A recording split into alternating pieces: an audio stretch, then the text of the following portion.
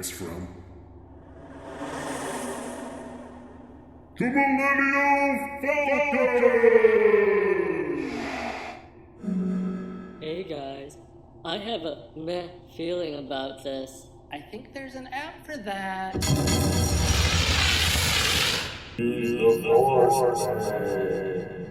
Ooh, I like that. That is on fleek.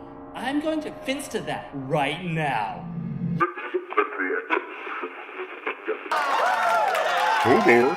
I am Groot. Hodor! I am Groot. I am Groot. I am Groot. I am Groot. I am Groot. I am Groot. Hodor! I am Groot. Hodor!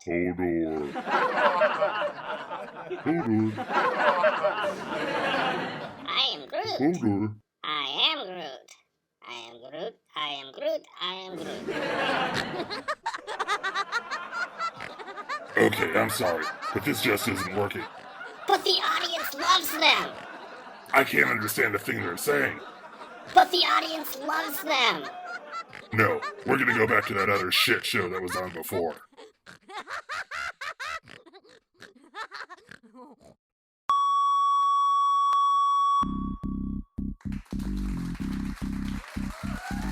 Ladies and gentlemen, welcome to the Above Average Show Show!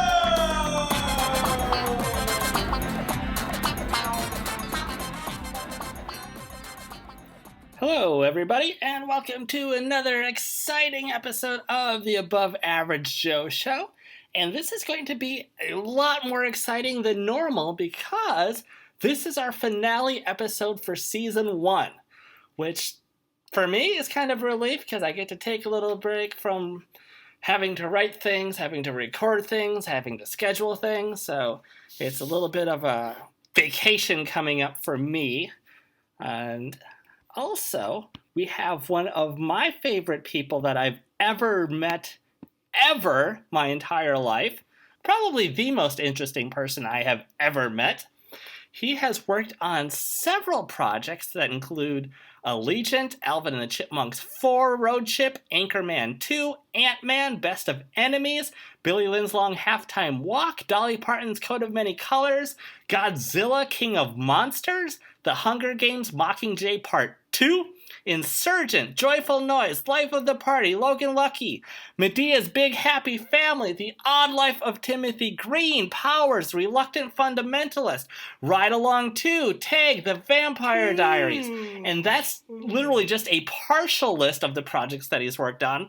And I barely even had time to put them in alphabetical order, let alone get an entire list of everything that he's worked on. But our guest today is the one and only, the awesome Joe Nelson.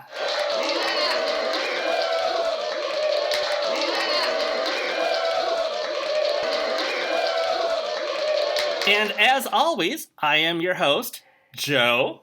And these are your only two options? A lab rat or a dancing monkey? Wow, that. Yeah, I don't really feel like it comes down to those two choices only, but everyone's entitled to their own opinion, so whatever. But moving on, Joe, thank you for being here. Oh, thank you for having me. I am so excited to be here. I have been listening to every single one of these podcasts literally like 50 times a piece. And I have enjoyed every single one of them. You've got some great guests. They're all wonderful people. Some of the best people probably that I've ever met, and I assume that you've met most of them too. Oh yeah, I've known a bunch of them. I think there was only two that I didn't know ahead of time. Other than that, I've known most of these people for at least quite a few years. But let's go ahead and just jump right into everything and get started because we've got a lot to go over because you've got some incredible stories to tell us. So let's start out with how you got started in the business. Because from my understanding, you accidentally got started working in film and TV? Yeah, it was very much by accident. Yeah, tell me about it, because I'm very interested and intrigued, because it doesn't seem like something you can just accidentally stumble into unless you were like walking down the street and all of a sudden there were cameras there. Oh no, nothing even like that. What had happened was that I had finally decided to go back to school, and what I wanted to study was how to make records. Not like vinyls and like actually making the physical records, but like being in the recording studio and working with recording instruments and Pro Tools and Logic and reverb and delay and all of that fun stuff. So I wanted to learn how to do that to help make music for people. And so I ended up going to SAE, which was in Atlanta, Georgia. So I went to audio school and graduated from there. Once I got out of audio school, I had no job because I had been going to school full time. And so I needed to find work.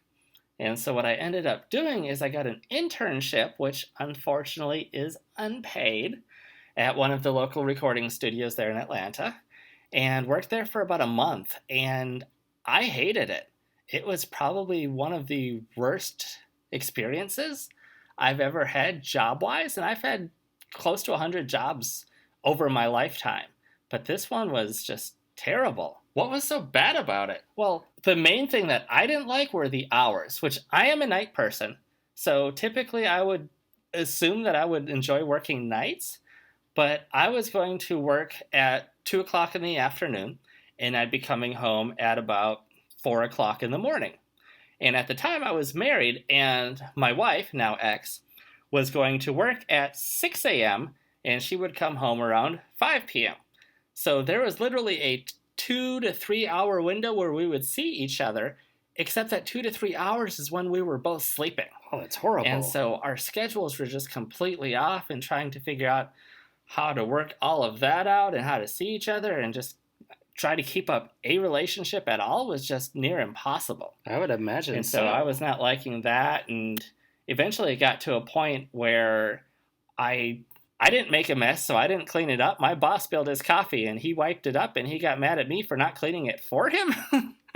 And so I got a text the next day saying, hey, this isn't working out. I had to clean up my own mess, and you just watched me, and you don't need to come back. So I got fired by text from my internship, which was a little strange. That is odd. That I don't know of anybody else that's ever been fired from a text. Me either. I thought it was a little strange and a little crazy, but hey, it worked out for both of us because I didn't want to be there, he didn't want me there, so we were both happy in the end, so no biggie. But at that point, not only was I out of an internship, I still didn't have a paying job, and my wife at the time was a teacher, which really doesn't pay that much to begin with either. So we're on like super, super low income. So I just had to find a job. So I'm looking through the papers and going through the want ads and looking online and Craigslist and whatever I could find. And eventually I came upon an ad in the newspaper that was for no experience necessary at TPS. Send your resume here. And that was all it said. There was no information beyond that. So I had no idea what I was even applying for, but no experience necessary, and it pays. And I think it even said like $8 an hour or something like that. Well, there you go. So I knew at least I was going to be bringing home a paycheck. And so I could at least contribute to paying the bills a little bit, if anything. So I'd say about a week later, I got a phone call, and they said, hey, would you like to come work in our warehouse? And I thought, sure, that sounds great. Well, why don't you come in on, I think it was like next Tuesday or something, sometime the following week. But in between that time, my wife had a friend whose dad passed away. And so all of a sudden we had to go to this funeral. Oh, no. And so I called them up and apologized, like, I can't make it, I have a funeral to go to. And thought that was the end of that, and there goes that job, and I'd never hear from them again. But a week and a half later, I get another phone call saying, hey, do you want to come work in our hospital? And I was like, okay. In my head, I'm thinking, this is the strangest thing going on because they own a warehouse and a hospital. So maybe it's some Fortune 500 company that just covers a lot of things. I could totally see that. But I was like, hey, it's a paycheck. Sure, I'll come work in your hospital. I've done janitorial stuff before, so I thought maybe they wanted me to do janitorial work. I've done manual labor, so I thought maybe they just wanted me to like push people around or something, or help with people in wheelchairs, or I had no clue what I was going in for. So I thought I was coming in for an interview the next week on, I think it was a Monday. And I just had to go to this address, and they told me to bring at least three changes of clothes. So I had absolutely no idea what was going on or why I had to bring a change of clothes to an interview. You thought you were going to an interview? Yeah, I honestly thought I was going to an interview on this weird compound, because when I get there, it's got this black iron fence all the way around it. They're checking everybody's names, and there's this line of cars that was probably a good 50, 75 cars long. And I'm just sitting in this line like, this is the strangest thing. Maybe all these people work here, and I'm the only one for an interview, and everybody just has to show up at the same time.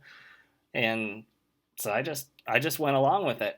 I get there, I'm getting my suitcase out with my clothes in it and walking up, following the person that was there to guide us, which now I know was the production assistant, so the PA was there. And so they gathered us, and we all walked in a single file line with our suitcases, and they brought us into one single room for all of us.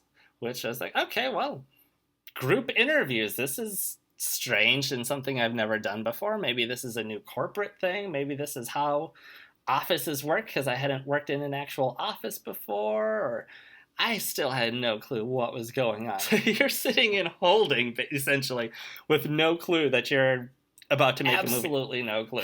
I'm still thinking I'm going in for an interview. And then all of a sudden, this lady starts walking around telling people, hey, can you take out your clothes? I want to see them, and I'll tell you what to wear. And in my head, I'm still thinking I'm going in for an interview and trying to figure out why I'm not allowed to wear certain colors on this interview. Is there somebody in there that just doesn't like purple, or does red make them upset, or are they going to like attack me like a bull if I'm wearing red? Or I still have absolutely no idea. This is freaking amazing. This is hilarious. So they tell me to go ahead and put on my khaki pants and this green shirt, and I can go in the bathroom and change and then come back. So I do all of that. And then I come back, and then the person who let us in, which now I know is the production assistant, the PA there, starts calling people. And it's like, okay, I want you, and picked out like 12 of us. And he's like, come with me. So I'm thinking this is the first round of interviews, and I am on my way to get this done, and at least I'm in the first group so I can go home early. Completely wrong. So, as we're walking down the hallway, it's like, oh, there's an office, there's an office, there's an office, there's an office. No more than 100 feet away from the door from where we were changing and getting our clothes on and all of that fun stuff. All of a sudden, we're standing in a hospital. It was the weirdest, strangest thing. And I was thinking that maybe we came in the back way to a hospital, and the hospital was on the opposite side of the road from where we entered, and I just completely missed it, didn't see it. No clue what was going on still. So I'm on set just looking around, enjoying, I don't know, people watching, I guess. And I still don't see anything out of the ordinary. It looked like a hospital. Everybody there just walking around seemed like there was a bunch of hospital people working there. And so as I'm looking at all these hospital people, I'd say about 15 minutes in, I finally look over at the corner and it's like, there's a huge camera sitting in that corner, which I couldn't see it at first because it was blocked by all the people and the lights and all that other stuff. So I finally realized that there's a camera. I turn around to the person behind me, who was one of my friends now, Katrina Ramos, who helped me get into the business, get started and everything. So huge shout out to Katrina. Thank you. I turned to Katrina and I was like, there's a camera in the corner. What's going on? And she looks at me. She's like, we're making a movie. This is a movie set. I was like, oh, really? She just kind of looked at me like I was some sort of idiot. I probably would have been too, to be honest with you. All of this, and you still have no clue that you're on a movie. Absolutely no clue until that moment when I saw a camera and she told me, hey, we're making a movie. And I was like, oh, this is kind of fun, kind of cool. Explains why there's no experience necessary. So we all got paired up and had to do different things. So some people were nurses. They had to stand over here. Some people had to walk from one room to the other. And then me and Katrina ended up getting put together. I think it's because we were both Asians. And so we made a quote-unquote Asian couple together. And we were supposed to pretend that our kid had just died of cancer or just got the news that they got cancer. And so I had to walk her from one side of the hallway to the other side of the hallway while we were crying, and I had to console her and all this other stuff. And I think we did that like 4 or 5 times. And then we went back to holding and then sat there for 11 and a half more hours doing essentially nothing. We never got, I never got called back to set. She actually got called back to set, and I think she had to put a bald cap on because they had her doing another scene where she had to go through chemo. But since she had the bald cap and we never actually saw her face on screen the first time, she was able to be in the movie twice, which I'm not sure if they ever showed that scene where she had to wear the bald cap or anything. But anyways, besides the point.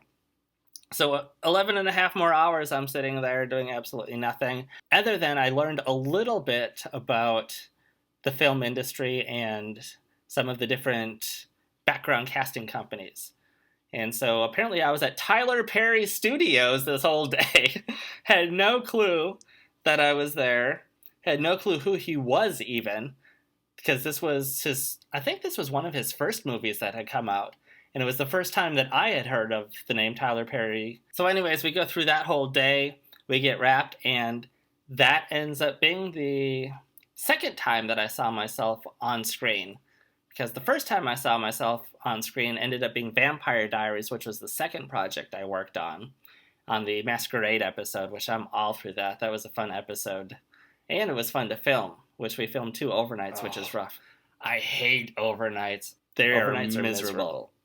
But when you watch the episode, it turned out really well. That is incredible. But that is essentially how I got into the business and started doing background work, and then I started doing some PA work and some grip work and kind of just worked my way up and eventually got into casting. Well, let's go ahead and take a quick break then. Sounds good. But a quick word from our sponsors.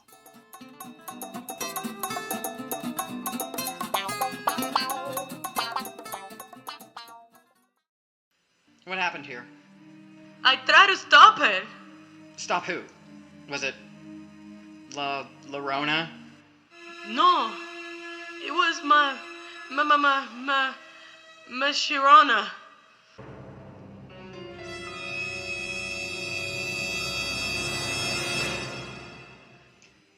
Father, what do you know about my Sharona?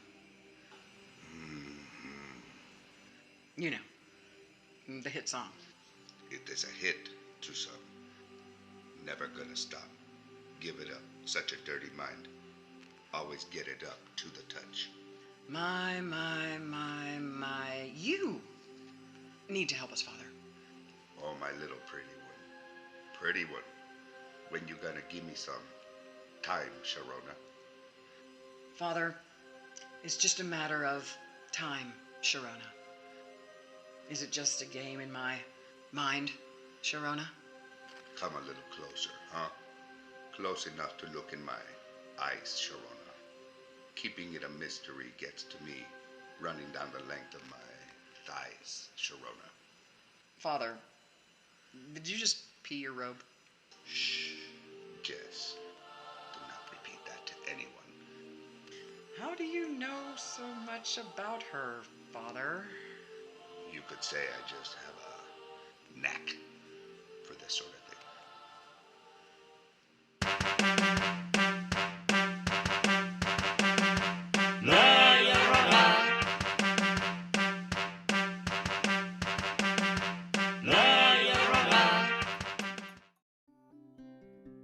Just when you thought it was safe for your child to play video games unattended again, comes the newest, most daring, most violent, most gruesome, most child, almost friendly game known to toddlers. Marvel Sesame Street Fighter Combat! That's right. You can choose from any of your beloved childhood memory characters to battle one-on-one for the most dangerous street to exist.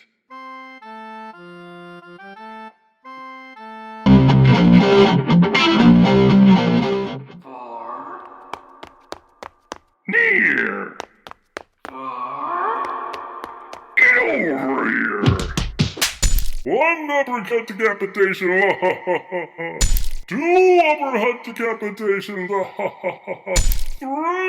3 uppercut decapitations. Elmo say, finish him! Mortal Sesame Street Fighter Combat! Warning, exposure to violent video games has been linked to aggressive behavior. And also, exposure to puppets has been linked to faster learning and expanded creativity. Don't let minute traces of violence get in the way of your child's potential.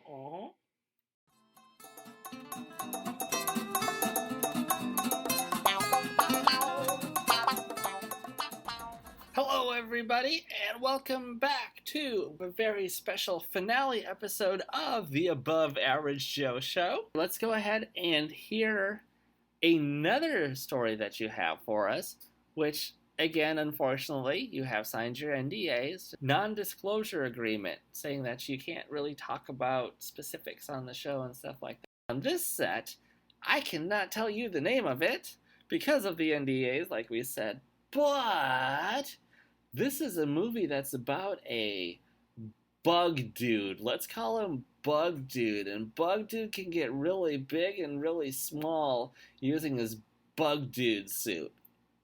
Let me give you a little background about how we got to Bug Dude Suit's movie. So I was working in casting at the time, and I was in the office. And Oh my gosh, I cannot believe I have to sit through another one of his boring stories. He sits there and rambles on, and they're not even interesting. His voice just puts me to sleep. It's so annoying. There's absolutely nothing happening in this story, but he feels the need to ramble on. Man, I've got things I need to do more relevant than this. I got laundry I could be doing right now. I got like 3 days of laundry. It's been piling up. I cannot figure out how in the world I go through so much clothes. It's so weird. He just sits there and rambles on and on and on about himself. You could at least talk about somebody else and talk about the celebrities, the stars or something, and how he dealt with them, not just himself being on set by himself. This is stupid. Man, I need to cut my fingernails too. Just noticed that. They're getting kind of long. Gotta be careful I don't scratch my face or I'm gonna end up with some sort of cut. Look like I cut myself shaving or something. Getting hungry too. I'm really good for a tuna fish sandwich.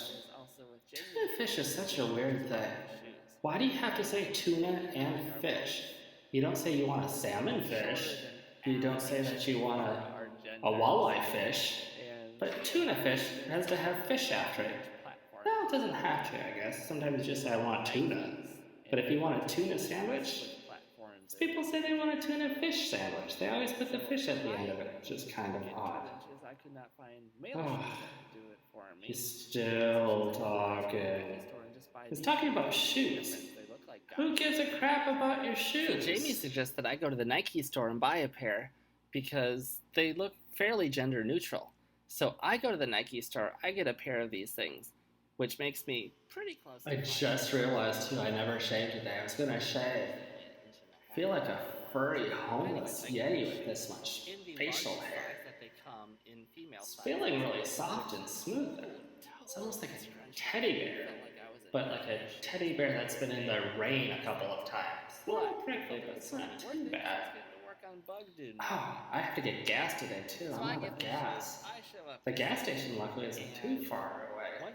But if he just keeps talking and talking, oh my gosh. He is going to just drive me nuts. Speaking of gas, I hope he doesn't smell that. Ooh, I do feel better though.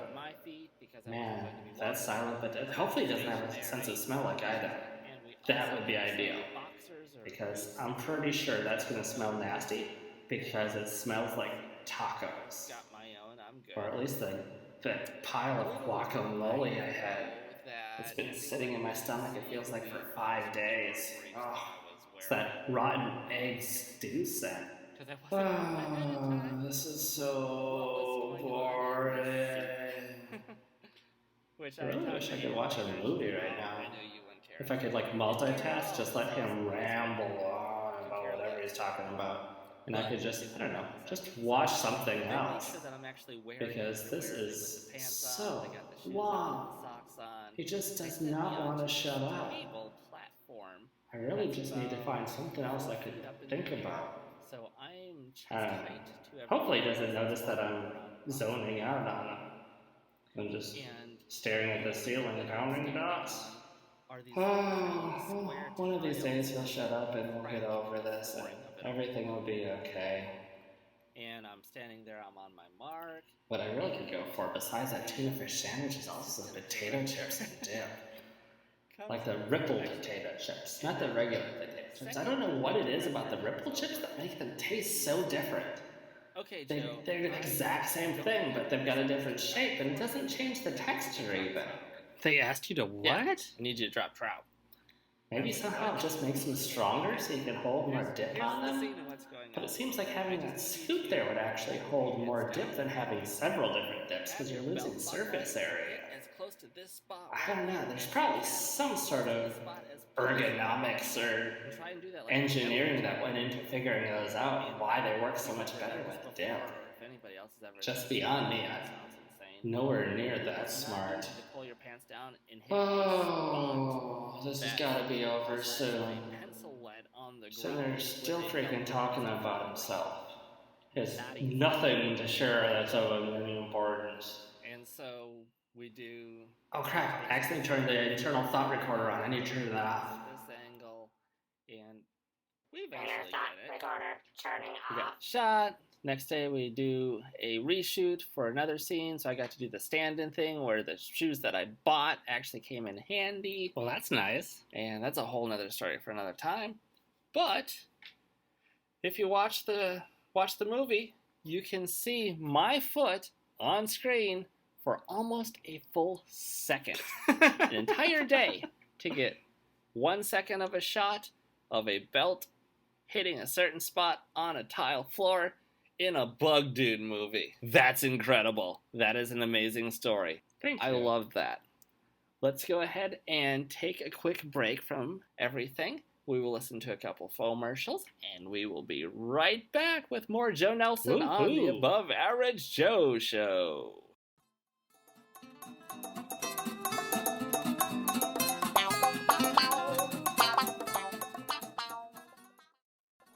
Has your situation of living alone got you feeling lonely? Do you sometimes feel like you're the only one left on this planet? And now that the others have left? Maybe now is the time to crawl out from under that rock and begin dating again. And we are here to provide help for you. That's right, help. H-A-L-P.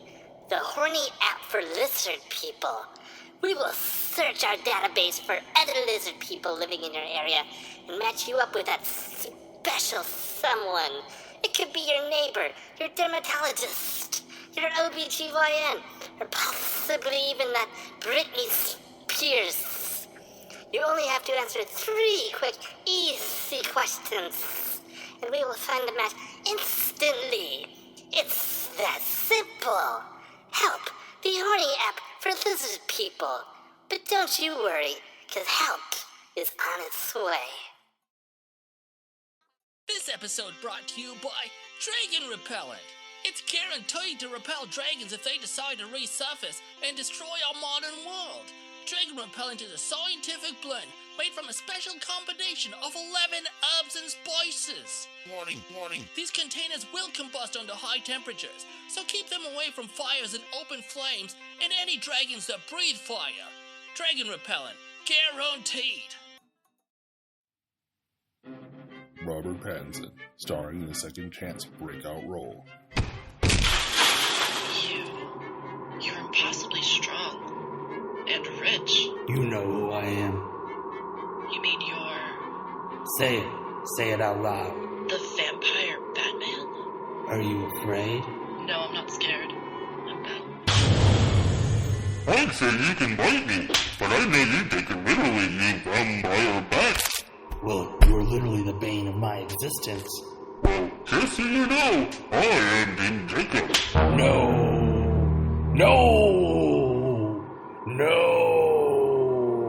That's right, I'm Jacob Green. No!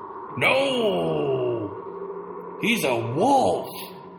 Starring Robert Pattinson as the pale-skinned Batman Vampire Knight.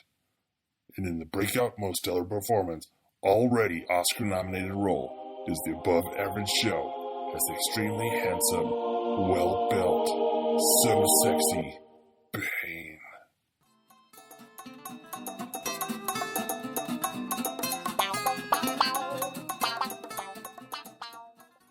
Hello, everybody, and welcome back to the Above Average Joe Show. This has been an awesome finale episode so far, and we've got a lot more in store. And, if you didn't know, we have a special musical guest that's going to be stopping by today. And, Joe, you don't even know who it is. I have absolutely no clue who this is. You kept telling me beforehand you're going to get this special musical guest, it's going to be a mystery, and honestly, it is still a mystery to me. You are great at keeping these secrets. Aw, thank you. I try. So we've got this great musical guest. He's on his way in the studio right now. Here he is. He's at the door. This is so exciting. Oh my gosh. Hey, everybody. I love you. Y'all should see the look on his face right now. I love your work. I love your music. I am such a huge fan. Oh, thank you. Most people don't tell me that. Most people don't even know my stuff. Oh, no. I love your stuff. I have been a fan since the first time I've heard any of your music. Oh. You are brilliant. You are such a great songwriter. Please go on. Keep going. For those of you listening that don't know, our special musical guest is the one, the only, the very, very talented Joe Nelson. Aw, your words are too kind. Oh my gosh, I cannot believe you're even here. I can't believe we're all in the same studio together. This is insane. My mind is blowing up right now. So you've got a song, though, Joe, that you are going to let us listen to. Can you tell us a little bit about this song? Sure. The name of the song is called Baby Elephants. And the reason I picked this song is because while I was working on set, I had a friend that I had hung out with once that was in the wardrobe department. And while we were hanging out, she's like, hey, listen to this song that I've been working on. So she played me this song. And I was like, you know what? I really need to get back to my songwriting too. So, thanks to this friend in the wardrobe department, I was able to write 2 songs. This is the second song that I had written. And in the song, I tried a few different things that I hadn't tried before. So I did some overlapping notes, I did some call and response, and a couple other things, and what you get is the song called Baby Elephants. That is awesome. Let's go ahead and take a quick listen, and we will be right back after the song's over.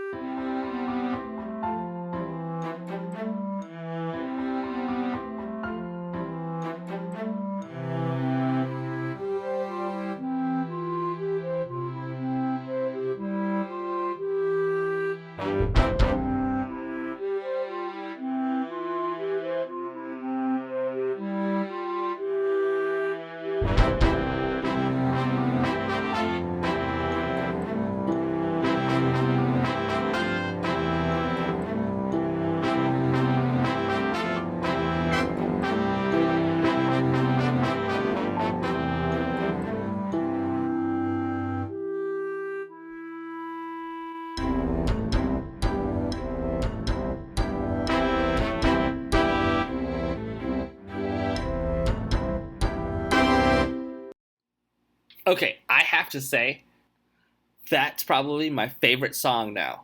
Like, ever. Everything about it's just brilliant. Just bloody brilliant, I tell you. Well, thank you. I worked hard on it. It took me about a week to compose the whole thing, and what you got is what you got.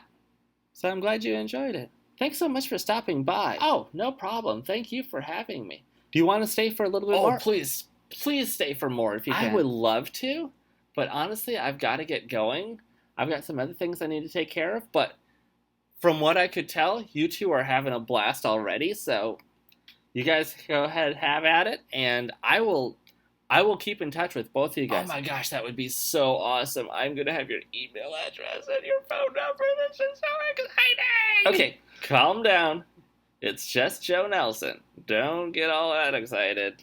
Well, do get all that excited, but, don't get all that excited. Don't get all gushy.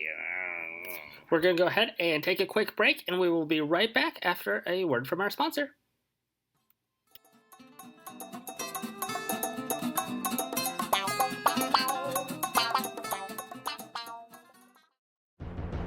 Following the hit success of Snakes on a Plane comes the septilogy of Sharks on a Plane, Snakes on a Ship, Sharks on a Ship, Sharks on a Shape, Snakes on a Chain. And now comes the epic conclusion coming this fall of Badgers in Space! Badgers? Badgers? We don't need no motherfucking badgers in space.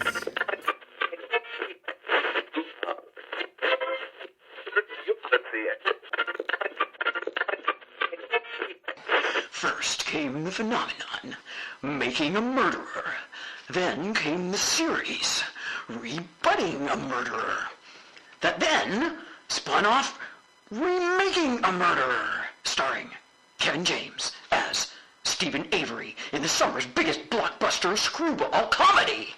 That was followed by remaking the rebutting a murderer that was hosted by Jerry Stiller.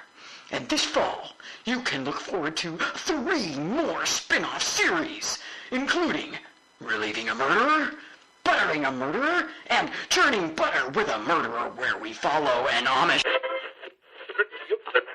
Don't forget to tune in tomorrow night at 8 p.m. for our newest hit, Pimp My Murderer. Each week we take... This Monday, Trading Murderer Spaces will see the South Spaces of 2 of America's most notorious murderers recarpeting their cells, and we learn how to remove blood and semen stains the quick and easy way. Ever is now upping the stakes. We leave 13 murderers on one island to persevere the many challenges and obstacles this island may bring. And not to be outvoted by the... Due to the nature of contestants, only 1 episode was filmed and will be able to be aired. We apologize for any inconvenience. If you didn't catch last week's episode of The Real Housewives of Murderers, tune in next week. A la mañana con Ricky La Güera, Making a Murderer Makeover Edition. Oh, Dios mío. Apenas lo reconozco.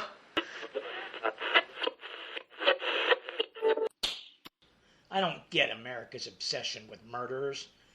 I mean, it's like everywhere you go, you just can't get away from it. Let's just turn on some music. What do you want to listen to? I don't know. What are you thinking? What about some Christmas music? No, please, no. I mean, if I have to listen to one more Christmas song, I'm gonna kill somebody.